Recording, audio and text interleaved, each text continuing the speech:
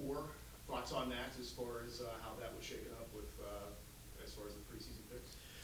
Well, I think Green Bay and Wright State have definitely proven themselves as of late. I mean, Green Bay for a long time, but Wright State's been, I think they went to the NCAA tournament last year, won the league. And they've been very good for the last few years in Green Bay, obviously. And then IUPUI is loaded with talent, so I can see that pick also. And we're a little bit of an unknown. I mean, we have 9 newcomers that, a lot of which have to play a good number of minutes, so I can see a fourth place, preseason pick, and we're going to have to fight and do everything we can to finish higher than that. With the talent that you lost, how do you keep that stability in the program? I think it's definitely gone on the rise, and there hasn't been taken a step backward. When you lose that amount of people and the people that have been with the program for a long time, how do you kind of reload that? Yeah, losing those 3 seniors is a big blow. Obviously, Sarah Cash and Melinda Trimmer and Allison Smolinski all played a huge part of the program for the last 4 years, and it's going to be a challenge. I think we're in the process of figuring out who we are, team chemistry, lineups, who plays well together, all of those things, and it doesn't happen overnight, and it's going to take a lot of games too to figure that. I mean, you can only figure out so much in practice. So once we start playing games, that'll fall into place a little bit quicker, and then hopefully we're hitting our stride and playing our best basketball once conference hits. What do you want to see during the month of November and during those games while your team's trying to gel and trying to find it? I think the biggest thing is just playing together, playing for one another, execution of what we've been coaching since midsummer, doing the little things. If you can figure out how to get the little things done on a daily basis, the big things usually fall into place. I think one thing with this team is we have a lot of depth in a lot of different positions.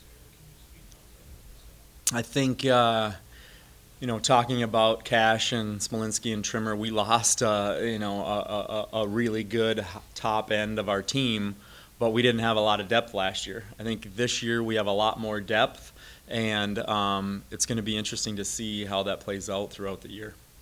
Was it a different approach this offseason with coming from what you lost? I think we went a little slower just because of how many newcomers. We have 5 freshmen and then also 4 other players that had a redshirt last year. So I think we went slower, kind of more detail-orientated, but for the most part, same thing. How much does it help, having those 4 redshirts here and learning and having a year of the process? I think it helped them a lot because they already kind of understood what we wanted to do offensively and defensively, 2 of which were able to practice all of last year. They were way more ready to hit the ground running. And then, the other 2 were injured, so they didn't get as many minutes on the court, but also were able to see kind of how everything ran, practices, game days, travel, all of that stuff. So way less trying to figure out what's going on because they've been here for a year already. How important do you think that was for them, and do you think that you guys might be relying on them a lot this year, those red shirts, to come in and play some valuable minutes?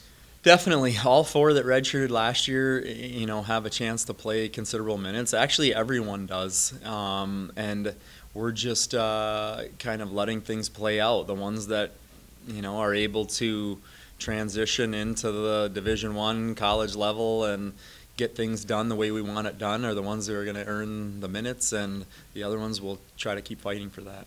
How different is your approach going to be with a much deeper bench than last year?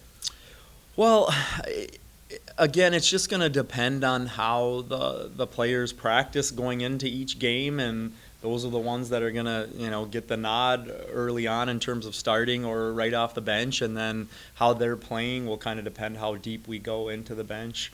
Wins and losses, chemistry, playing together, all of those things. Does everything still flow through the middle like it has?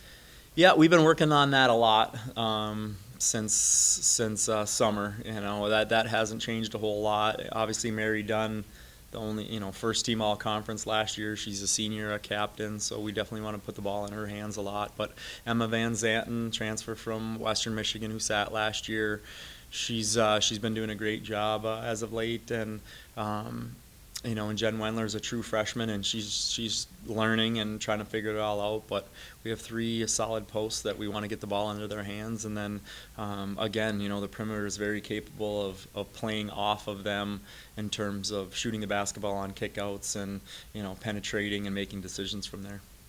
This is a very media day question for you, but is there 1 or 2 both new faces that did not play last year that you're maybe most excited to see what they could do, and someone that's coming back, maybe 1 or 2 girls that are coming back that you were excited to see what they maybe jumped from sophomore to junior or freshman to sophomore, anything like that?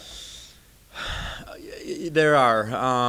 In terms of, we were really excited about the transfers, Nadeja Jackson and Emma Van Zanten, and they've both done a great job. Taylor Pettit and Gabby Lupardis were the players that sat last year due to injury, and I think both of them can see considerable minutes. It's going to take them a little bit longer because they've been out since high school, basically, in terms of being game ready at this level. But they were exciting, and I think McKenna Peters and Chelsea Olsen and even Mary, they worked very hard in the off season, and they understand they're our go-to players and have to do a great job of leading and carrying us this year. How important is that non-conference slate? You got a very good mix. You could make a trip to Indiana, you get Kent, you get Akron, you get some smaller ones there too. How important is it going to be that 2-month stretch to kind of get everybody on the same page, knowing what kind of basketball that you want out of them? It's definitely challenging. The Robert Morris, the Kents, the Akrons, Indianas. I can keep going on and on. We have a challenging schedule. The good news is it's going to get us very ready for conference. The bad news is it might not be a 10-2 start like we did last year.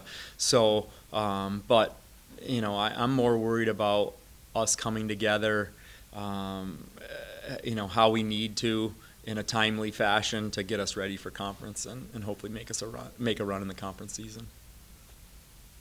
Could you speak on your new additions to the coaching staff a little bit? Sure.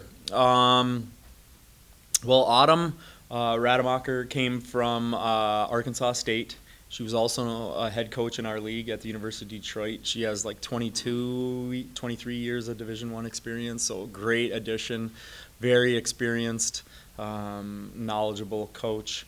We also added Amber Reeves. She was a grad assistant at UNC Wilmington. She's our director of basketball operations. She brings a great perspective to our team. She's a hard worker.